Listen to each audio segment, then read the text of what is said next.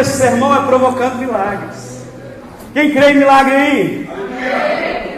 Quando fizer sentido para você, dá um glória a Deus, diga aleluia, me ajuda nessa manhã a pregar. Marcos capítulo 11, a partir do versículo 20, diz assim: e eles passando pela manhã viram que a figueira se tinha secado desde as raízes. E Pedro, lembrando-se, disse-lhe: mestre, eis que a figueira que tu amaldiçoaste se secou. E Jesus respondendo disse-lhe: tende fé em Deus? Porque em verdade vos digo que qualquer que disser a este monte: erga-te e lança-te no mar, e não duvidar em seu coração, mas crer que será aquilo que diz, tudo o que disser lhe será feito. Por isso vos digo que todas as coisas que pedir, orando, crendo, receber e ter-lhe-eis. E quando estiver orando, perdoai, se tendes alguma coisa contra alguém, para que o vosso Pai, que está no céu, vos perdoe as vossas ofensas. Mas se vocês não perdoarem, também vosso Pai, que está no céu, vos não perdoará as vossas ofensas. Somente até aí. Feche teus olhos. Senhor, nós queremos declarar nessa manhã palavras proféticas sendo liberadas nessa manhã. Nós queremos declarar uma manhã do sobrenatural do Senhor sobre esse local. Nós queremos declarar que nessa manhã, manhã de renovar a nossa aliança com o Senhor, participando desse momento de Santa Ceia, nós queremos declarar a nossa confiança em Ti. Queremos pedir, Pai, nessa manhã, encontre o nosso coração disponível. Encontre o nosso coração sem reservas. Encontre o nosso coração como uma terra fértil, uma terra preparada para receber a boa semente da palavra do Senhor. Quem crê diz amém. Dá um glória a Deus. Aleluia. Esse texto que nós acabamos de ler tem um contexto muito maior, um cenário maior por trás. E eu quero contextualizar nessa manhã e explicar para vocês um pouco. Em primeiro lugar, esse texto, ele não somente é compartilhado em Marcos, como nós lemos, mas também em Mateus, no capítulo 21, ele faz uma descrição do mesmo acontecimento. E nesse momento, Mateus, ele traz talvez alguns elementos que não encontramos em Marcos. Marcos coloca alguns elementos que talvez não encontramos em Mateus. Nos escritos de Mateus, ele vem mostrando a proposta da escrita do livro de Mateus. É mostrar Jesus como o rei dos judeus, como aquele que vem trazendo o evangelho do reino, como aquele que tem todo o poder e toda a autoridade para fazer todas as coisas. Já Marcos tem uma ótica diferente. Marcos, a proposta do seu livro, ele vem trazendo Jesus como Filho de Deus. E dentro destas duas óticas nós temos a mesma narrativa de um acontecimento. No livro de Marcos nós encontramos a história no qual Jesus passa primeiramente pela figueira a caminho do templo. E quando Jesus está indo para o templo, ele vê a figueira. Olhando para a figueira frondosa, a Bíblia fala que a figueira, ela estava frondosa. Ela possuía muitas folhas. Mas quando Jesus se aproxima de perto para ver qual é a condição de fato da figueira, a Bíblia fala que essa figueira não tinha frutos. Era uma figueira que estava vendendo uma imagem de algo que parecia ser, mas não era. Era uma figueira que talvez olhando de longe, porque de longe tudo é belo, mas quando vamos nos aproximando, a gente tem a capacidade de ver coisas que não vimos à distância. E quando Jesus chega próximo à figueira, que estava estampada como se fosse um outdoor: venha, estou frondosa, há frutos. Jesus, ao chegar e olhar e falar: cara, não tem fruto nessa figueira. A Bíblia fala que Jesus declara que ninguém mais coma do teu fruto. Talvez você já leu esse texto anteriormente, e ao ler, talvez você pensou assim como eu: Jesus foi duro. Jesus foi duro com essa figueira. A priori, quando nós lemos o texto, nós olhamos e achamos: nossa, mas Jesus foi muito duro, Jesus não teve compaixão da figueira. Mas eu quero te chamar a atenção para algo. Nesse texto, Jesus, ele libera uma palavra. Jesus faz uma declaração para essa figueira. Uma palavra que Jesus declara muda o cenário dessa figueira. E eu não sei aqui em Angola, mas no Brasil existem alguns ditados para aquilo que é falado. No Brasil a gente tem alguns ditados para não se liberar palavras vãs, para não dizer de qualquer forma, para não usar a boca de qualquer forma, para sair falando à direita, à esquerda. No Brasil tem alguns ditados populares que não são bíblicos, mas são muito usados. Quando fala algo que não se deveria, fala assim: bata na boca, como sinal de repreensão, que falamos algo que não deveríamos. Aqui em Angola tem ditados assim? Tem? No Brasil tem um assim: dobre a sua língua ao falar disso. No sentido que, olha, preste muita atenção no que você está falando. Dobrar a língua, falar com a língua dobrada é difícil. Ele está falando: olha, pense bem antes de você falar. Tem um que minha mãe falava muito: água e sabão lava tudo, só não lava a língua. Eu não sei se vocês já ouviram. Tem um que diz assim: a língua é o pecado do corpo. Tem um outro, quanto mais novo, a gente falava: quando morrer, 2 caixão. Um para o corpo e um para a língua. Porque se fala muito. São ditados populares que tendem a mostrar a importância daquilo que a gente está falando. Ou melhor, mostrar que há um peso sobre as palavras. Que é um princípio quando nós falamos que não devemos liberar palavras de qualquer forma. E você precisa saber de uma coisa nessa manhã: Jesus conhece a figueira. Jesus, ele é o grande produtor, ele conhece cada figueira da sua lavoura. Talvez ao ler esse capítulo a gente pense: Jesus não estava bem. Porque quando nós lemos todo o contexto da história, fala que Jesus, ele estava indo em direção ao templo. E depois da caminhada, Jesus olha a figueira. Olhando a figueira, parecendo frondosa, Jesus se aproxima da figueira. Não tendo fruto a figueira, Jesus fala: olha, ninguém mais coma de ti.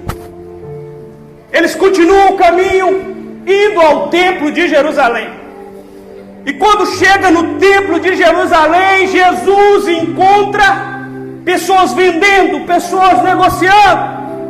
E a Bíblia fala que Jesus vira as mesas, chuta a cadeira. Que Jesus fica muito bravo. Talvez os discípulos naquele dia olharam e falavam: rapaz, o homem hoje está bravo. Não mexe com o homem hoje. Jesus estava demonstrando a sua indignação com aqueles que pareciam ser, mas não eram. Com aqueles que deveriam estar fazendo as coisas certas, mas não estavam fazendo. Talvez algum discípulo, talvez Pedro, mais ousado, tivesse dito: Jesus hoje está virado. Jesus amanheceu virado hoje. Você conhece alguém que amanhece virado de vez em quando? Minha esposa, ela é mestre, gente. Ela é mestre para virar a chave. Principalmente se ela cochilar na parte da tarde, fora do horário normal, da noite. Se ela cochilar durante o dia, tem grandes chances dela acordar com a chave virada. As fases invertidas, os polos invertidos. E quando isso acontece, o que fazer? Maridos, o que fazer? Não faça nada. Fique calado. Normalmente depois de 2 horas os polos voltam ao normal. Tem algum marido que se identifica aí? Fala, Deus. O fato é que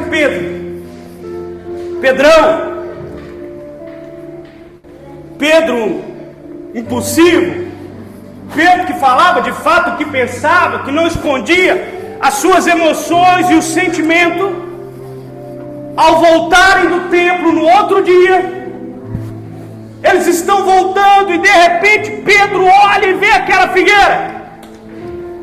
E quando Pedro olha para a figueira, ele vê a figueira seca. A Bíblia descreve seca até a raiz. Eu imagino Pedro, voltando de boa no caminho. Talvez Jesus já estava tranquilo no outro dia. E de repente, quando ele olha a figueira, ele fala, como diz lá em Minas, você está doido? Está seca a figueira. Mas sabe por quê? Palavras mudam cenários. Aleluia. Palavras têm o poder de mudar a realidade. Uma palavra pode provocar uma tempestade ou promover uma grande calmaria. E eu fico imaginando a cena, os discípulos voltando, todo mundo talvez mais tranquilo, talvez falando, você viu como Jesus virou aquela mesa? Você viu o olhar dos cambistas na autoridade de Jesus no templo? Talvez estavam falando dos acontecimentos, e ao se depararem com a figueira seca, Pedro não perde tempo. Ele vai até Jesus e fala, Jesus, sabe a figueira que você liberou uma palavra para ela? Ela secou. E Jesus usa esse episódio para nos trazer um princípio, para nos ensinar um princípio muito importante. Jesus está falando de fé. Jesus fala sobre o poder da palavra.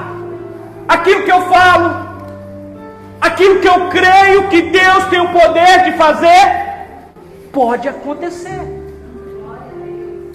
Fala de uma capacidade de acreditar numa palavra. A Bíblia fala, sem fé é impossível agradar a Deus. Tende fé em Deus, o justo viverá pela fé.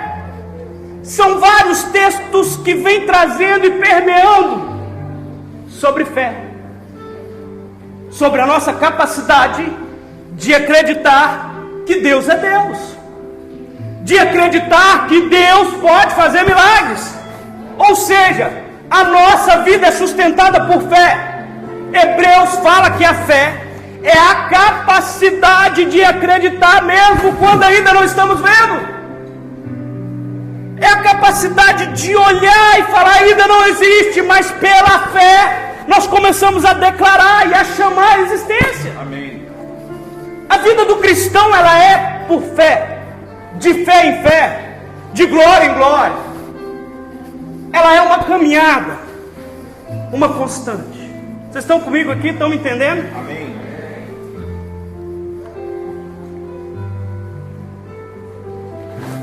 Mas a Bíblia relata que o discurso de Jesus em todo o tempo, por onde Jesus passava, fala que Jesus, ele fazia com que a multidão se aglutinasse, porque ele falava como alguém que tem autoridade. Jesus era diferente porque não somente ele era Deus, mas ele era também homem. E a Bíblia fala que ele tinha uma autoridade nas coisas que ele falava.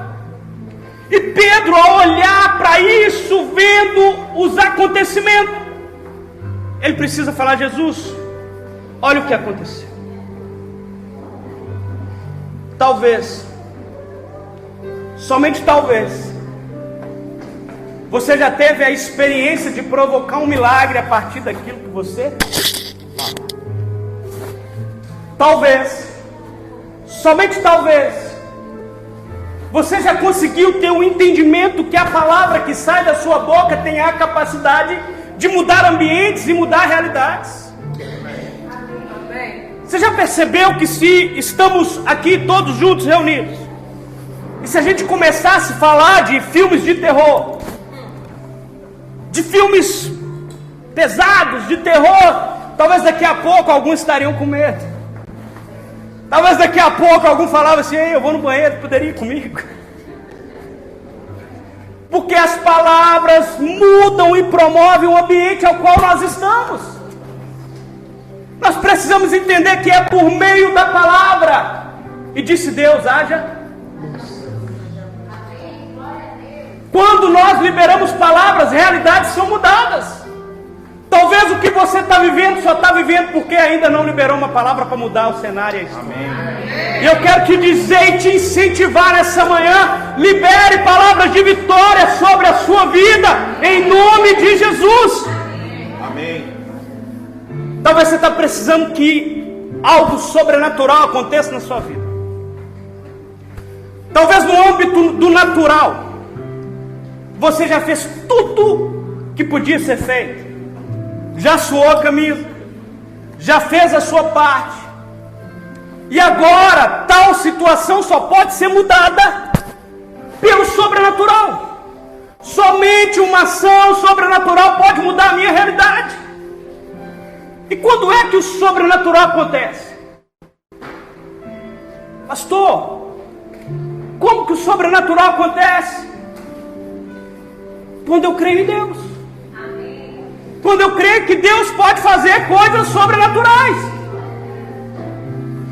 O problema é que nós temos uma visão errada de quem Deus é.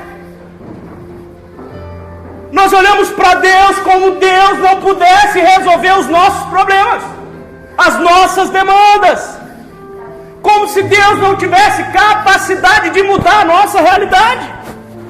Jesus disse assim: tende fé em Deus. Em outras palavras, Jesus está dizendo: quem vai fazer na sua vida é Deus. É Deus quem faz na sua vida. Deus pode fazer qualquer coisa. Pode fazer a figueira secar. Mas Ele também pode fazer a figueira produzir frutos numa velocidade que homem algum pode entender, mas são realidades que Deus promove. Você tem fé em Deus? Porque a fé, ela é a nossa capacidade de acreditar naquilo que Deus pode fazer. A nossa fé é acreditar em coisas que ainda não aconteceram, mas que pode acontecer, porque Deus pode fazer tais coisas. Porque Deus tem todo o poder e toda a autoridade. Agora, uma fé e um Deus pequeno, milagres pequenos. Condicionamos Deus pequeno diante das situações grandes. Se nós acreditarmos que Deus pode fazer, Ele vai fazer. Porque nós cremos no Senhor dos Exércitos. Nós cremos no Deus Todo-Poderoso. Nós cremos que Deus criou todas as coisas. E esse Deus é o nosso Deus. Só que no fundo a gente não crê.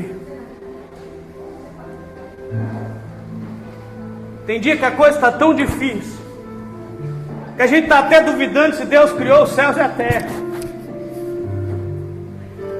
Levante sua mão, quero profetizar sobre a sua vida. Senhor, que nessa manhã o Senhor derrame sobre a nossa vida medidas e porções de fé em fé, capacidade de acreditar no poder e no senhorio do Senhor, e capacidade para profetizar, para que realidades sejam transformadas, para que situações sejam convertidas, para que enfermos sejam curados, em nome de Jesus. A gente precisa declarar, gente. Nós precisamos ser um povo que verbaliza aquilo ao qual nós acreditamos. A boca fala do quê? Então, se nós cremos que Deus tem poder para fazer todas as coisas, Porque quando nós dizemos, o impossível começa a acontecer. Um ambiente é modificado, realidades são alteradas. Esse texto está dizendo, olha, se a minha boca confessar que Deus tem poder para mudar realidades, uma palavra liberada com fé pode trazer a existência de realidades que não existem. Agora, algo muito interessante. No verso 23 diz assim: porque em verdade vos digo, que qualquer um que disser a este monte, qualquer um.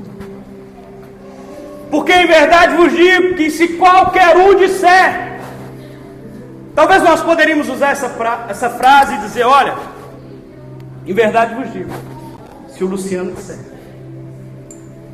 Em verdade vos digo, se o Adriano disser. Se a mamá Vitória disser. Se a mamá Catarina disser. Em verdade vos digo, coloque o seu nome aí. Se eu disser a este monte, ele ergue, ele vai mover. Não está dizendo no texto. Se for alguém, for uma autoridade, se for alguém revestido de autoridade, Jesus ele traz um ensinamento precioso. Ouse dizer que vai acontecer. Ouse chamar a realidade à existência. E nós temos uma crença muito errônea no nosso mundo. É achar que se o pastor disser, é acreditar que se o profeta disser, é acreditar que se for o obreiro que disser, o apóstolo que disser. Jesus está dizendo, não é quem diz, mas é a crença de quem diz no Deus que faz. É a nossa capacidade. Nós não temos capacidade de fazer, mas temos capacidade de profetizar. Amém. Diante de um Deus que pode todas as coisas. Jesus está ensinando algo poderoso, gente. Pode aplaudir se for o Senhor.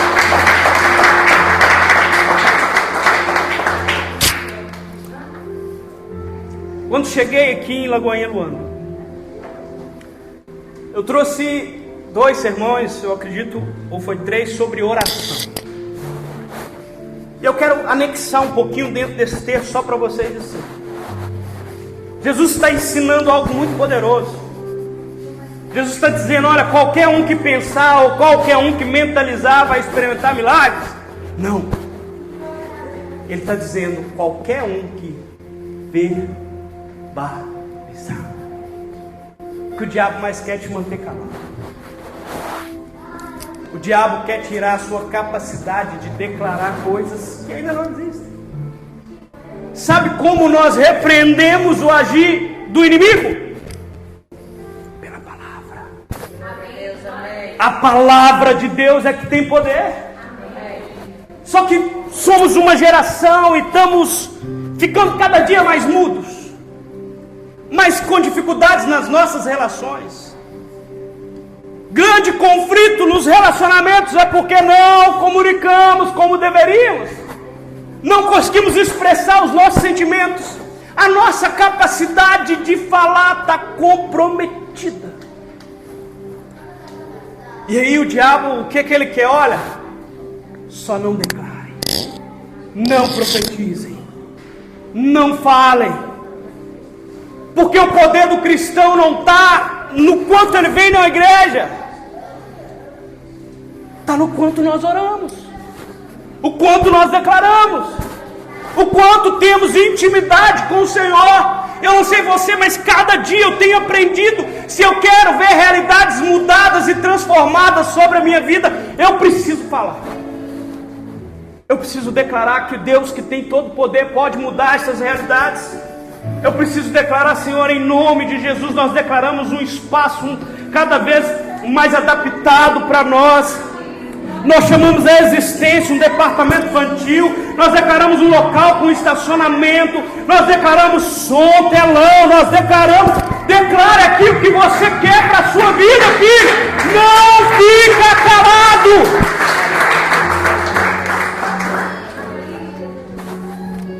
E disse Deus, haja luz. Todas as coisas foram feitas por intermédio dele. e estão sustentadas no poder da sua palavra. Tudo que pedides em meu nome, crendo, recebereis, porque toda autoridade lhe foi dada nos céus e na terra. Profetiza. A atmosfera, ela vai mudando à medida que nós temos a convicção que Deus pode fazer. E a pergunta que fica, no mesmo verso 23, ele diz assim: porque em verdade vos digo que qualquer um que disser a este monte. Jesus está provavelmente apontando como uma figura de linguagem os vários montes que cercam Jerusalém.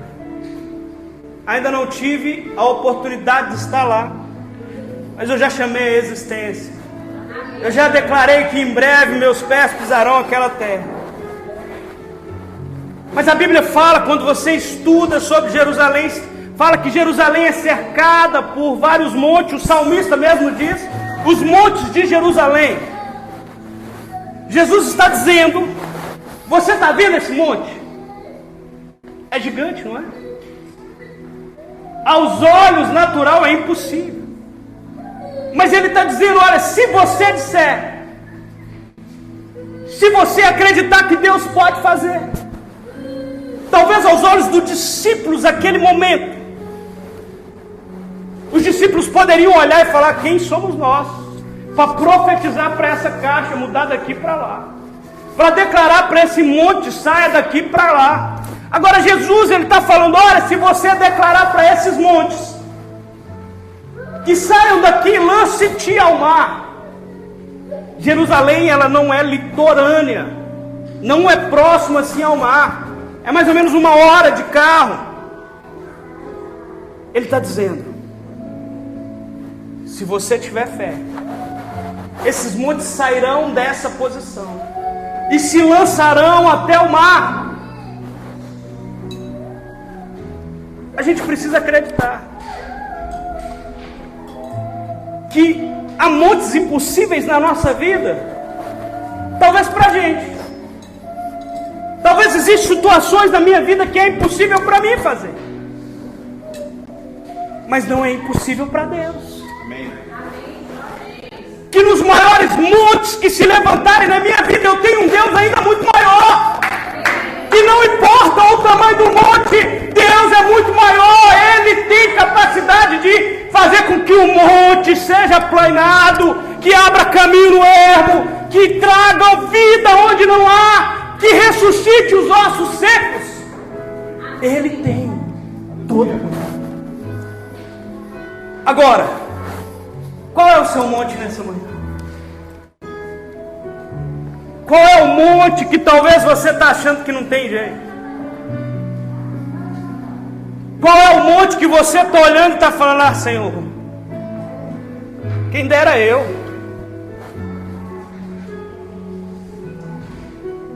Dúvida. Esse texto continua dizendo assim, e não duvidar no seu coração. Agora vamos ser honestos nessa manhã. De vez em quando a gente duvida. Não é que não acreditamos que Deus não pode fazer. O problema é que às vezes nós duvidamos que de fato Deus fará por causa da gente. Nós duvidamos que Deus pode, mas será que Ele quer? Será que Deus pode fazer? Pode, mas será que Deus quer fazer? A dúvida é uma pedra no nosso sapato. A dúvida, ela é uma pedra no meio do processo do sobrenatural.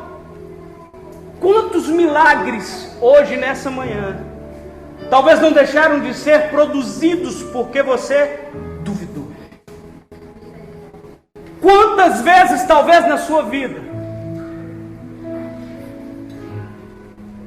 você estava em algum lugar, em alguma situação, e diante daquela situação apareceu um inferno, apareceu um endemoniado, apareceu um monte, E o Espírito Santo está lá te cutucando, falando: filho, só declara que eu vou vir com tudo. Filho, declara que eu vou vir com tudo. Declara, filho, que eu posso fazer. E às vezes a gente está assim: será que Deus quer? Tem tantos milagres que talvez que não aconteceram aqui nessa manhã, porque nos faltou ousadia para declarar a palavra. Nos faltou fé, nos faltou convicção, nos faltou a consciência de filhos. Meus amados, quem aqui ainda tem pai vivo? Todo mundo tem pai. Eu estou aqui em Angola, meu pai é vivo, tem todas as limitações dele. Meu pai não é um cara indouto, é um homem muito simples. Mas se eu clamar a ele agora, e eu ligar para ele, eu tenho certeza que o mais breve possível ele dá um jeito de estar aqui. Agora imagina a gente, nós somos filhos de Deus. A Bíblia fala que Deus enviou o seu Filho porque Ele nos amou de tal maneira. Agora, se nós, como o próprio texto de Mateus capítulo 6, ele fala: ei, vocês que não são tão bons assim, sabem dar boas coisas aos vossos filhos, imagina Deus. A gente precisa acreditar que a gente tem pai. Amém. Glória a Deus. Não somos órfãos. E se você clamar para o seu pai que está no céu, ele vai mover os céus ao seu favor. Amém. Daniel um dia fez uma oração. Deus dá um sonho para Daniel. Daniel ora. E Daniel pede uma interpretação, uma revelação daquele sonho. E no dia que o anjo chega a Daniel, o anjo diz assim: Daniel, desde o primeiro dia que inclinaste a sua oração para saber dessas coisas, o Senhor já tinha me enviado para vir trazer a resposta para você. O problema foi que o príncipe da Pérsia me persistiu, mas Deus enviou um anjo maior para que eu pudesse vir nessa manhã e dizer: você é filho de Deus. A sua oração é ouvida.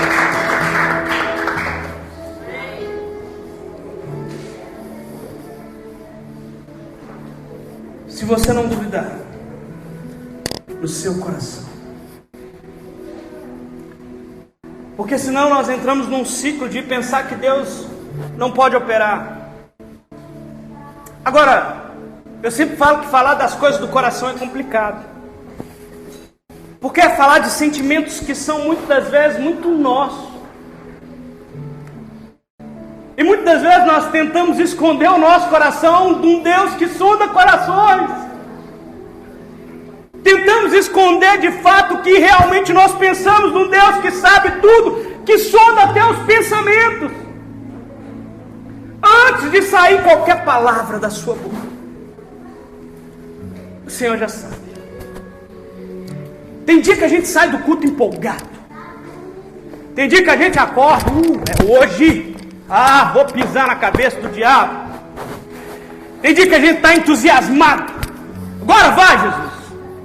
Essa semana vai ser poderosa, o Senhor vai prover milagre. Vou quitar minhas contas, o Senhor vai abrir portas, vai liberar causas. Mas no meio disso tudo vem a circunstância.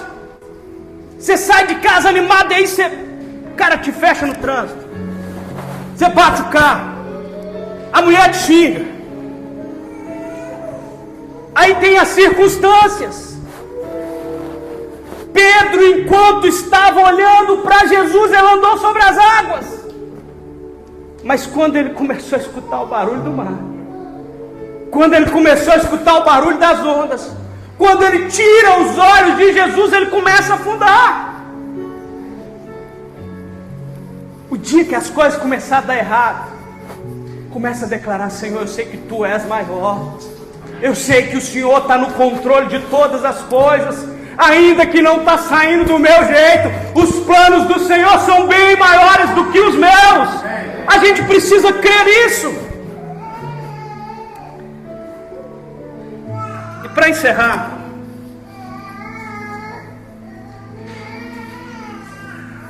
Jesus ele é um cara incrível. Jesus traz esse texto e essa passagem com vários ensinamentos, falando de fé em Deus.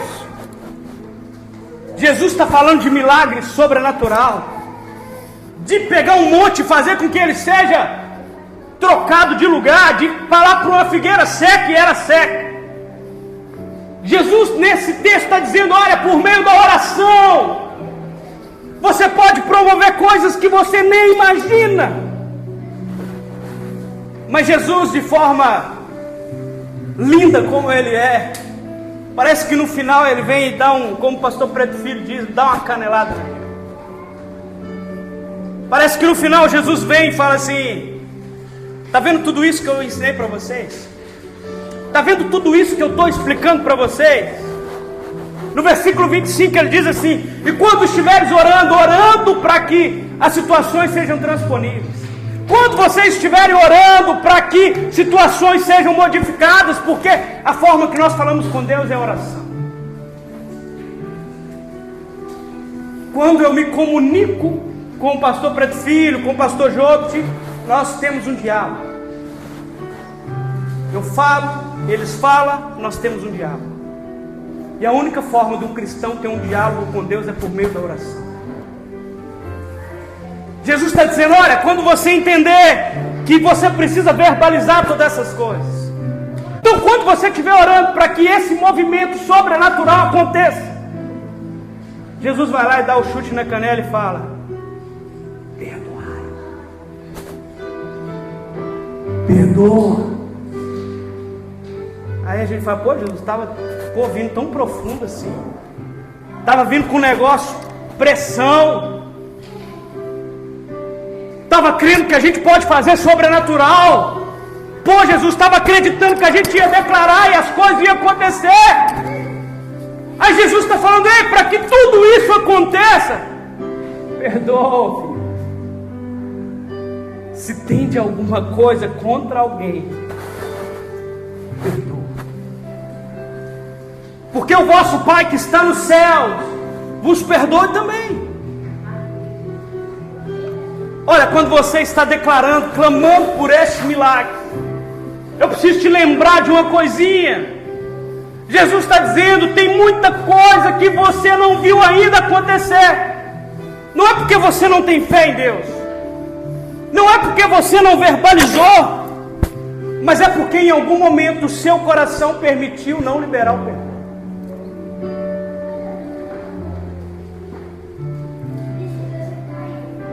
Gente, nosso Deus ele é alinhado.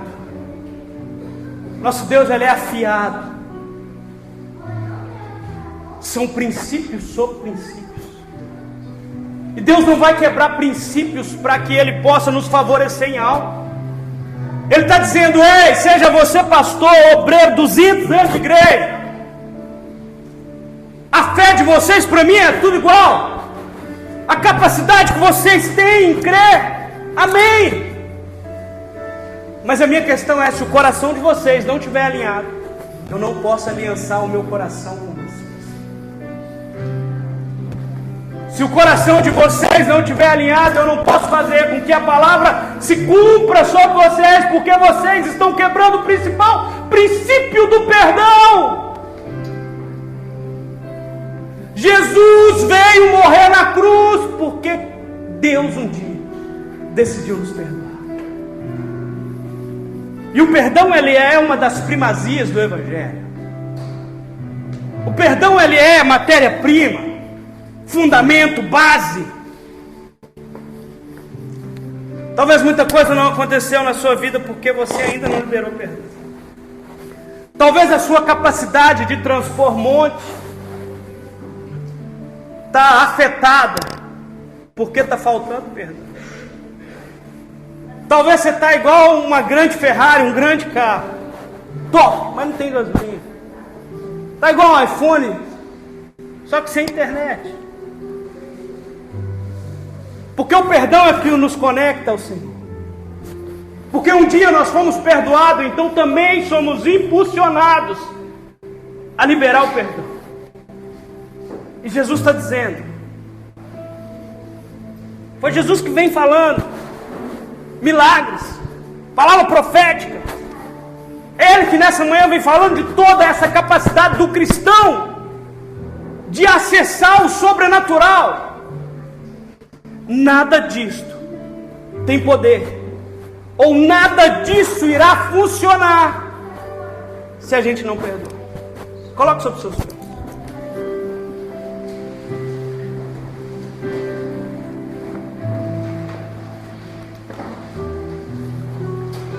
E nessa manhã de Santa Ceia, eu quero te dizer, será que não é isto que está lhe impedindo de viver todo o seu propósito? Será que não é isso que está impedindo que o movimento do sobrenatural aconteça através da sua vida? Talvez muitas das vezes você já orou e falou, pastor, o senhor está falando esse monte de coisa. O senhor falou que a gente tem que liberar a palavra. O senhor falou que a gente tem que declarar e crer. Eu creio, eu já declarei a palavra, mas não aconteceu. Será que existe alguma coisa que você precisa perdoar?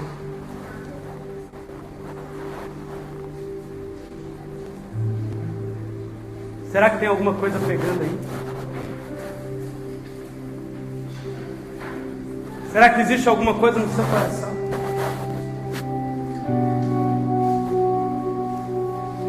Jesus quer fazer. Jesus ama fazer milagres. A Bíblia fala que o nosso Deus, Ele é um Deus galardoador. Que Ele tem prazer em nos abençoar.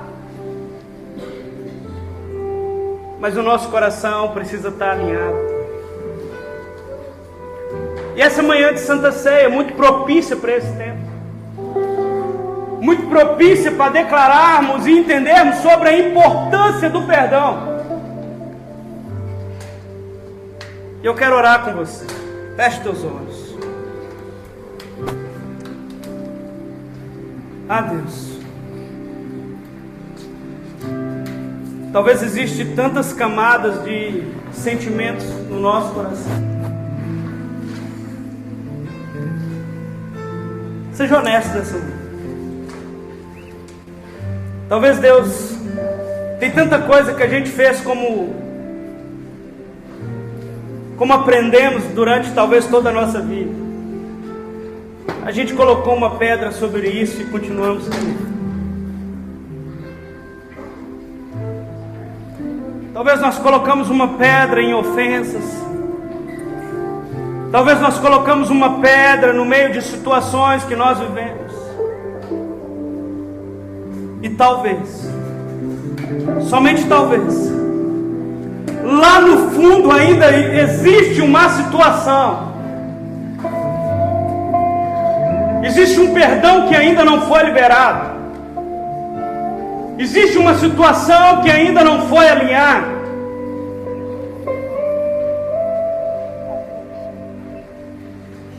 Talvez você está caminhando com uma ofensa, tem muitos.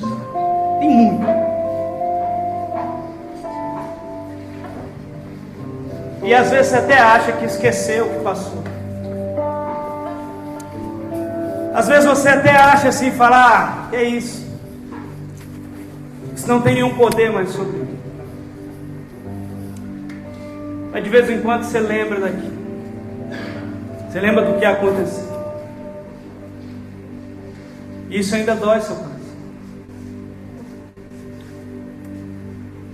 E eu quero te incentivar nessa manhã. Perdão é cura. Perdoar é liberar para sermos perdoados. Amém, Jesus. Porque a Bíblia diz que primeiro a gente precisa perdoar, porque se nós perdoarmos o nosso irmão, o nosso Pai que está no céu também vai nos perdoar. O perdão é um ato que parte de mim para que alcance o outro. Partindo de mim, alcançando o outro, o Senhor pode olhar e pode também nos abençoe. Senhor, que nessa manhã seja uma manhã de cura sobre as nossas vidas. Uma manhã de tirar, Senhor, coisas que têm nos aprisionado. Situações que têm feito com que o poder do Senhor não flua em nós e através de nós. Que tem nos parado, nos travado. Nessa manhã nós jogamos por terra em nome de Jesus. E declaramos livres, Senhor. Livres, Senhor, de toda amarra. Para viver o sobrenatural do Senhor.